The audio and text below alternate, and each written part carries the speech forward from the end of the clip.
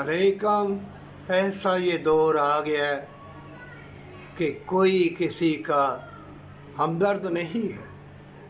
वफा, प्यार, इखलाक सब दिलों से उठ गया है।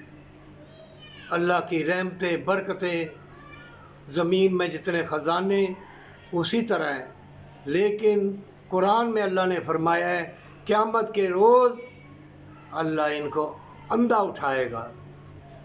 अल्लाह की नेमतें, बरकतें, फजीलतें, ये बागात, ये समुंदर, ये नदी नाले, ये खाने पीने वाले हसीन चीज़ें, ये तरह तरह के मेवे फल, इनसे महरूम हो।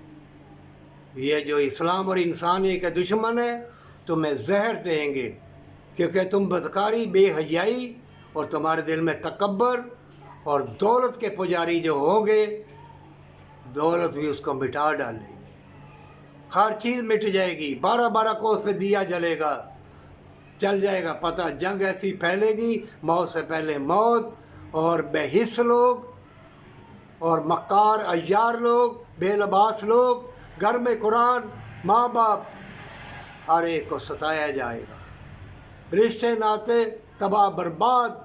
इतना टेक्नोलॉजी का दौर है। जहालत, तौबा तौबा, इतनी जहालत। मौत को भूल गए, जन्नत को भूल गए। हमेशा की जन्नत इतनी सी ज़िंदगी में अचानक मौतें आएंगी, अचानक बीमारियाँ भी आएंगी। लाइलाज मर्द लगेगा। अगर किसी गरीब, यतीम, मस्कीन को सताएगा, ऐसा लाइलाज मर्द लगेगा, ऐसी बीमारियाँ लगेगी कि समझना मुहाल होगा। ना खुशी होगी, ना सुरूर व करार होगा। अगर सुरूर व करार चाहते हो तो अल्लाह के आगे सजदा रेज़ हो, भलाई के कामकाज, दौलत को बांट दे, जन्नत के लिए, प्यार के लिए, तंदुरुस्ती के लिए, मोहब्बत के लिए, अल्लाह की रहमत के लिए। अगर ऐसा ना किया तो शैतान गुमनामी के अंधेरों में ऐसा जाल बुनेगा, हमेशा के लिए तुम्हें गर्क कर देगा।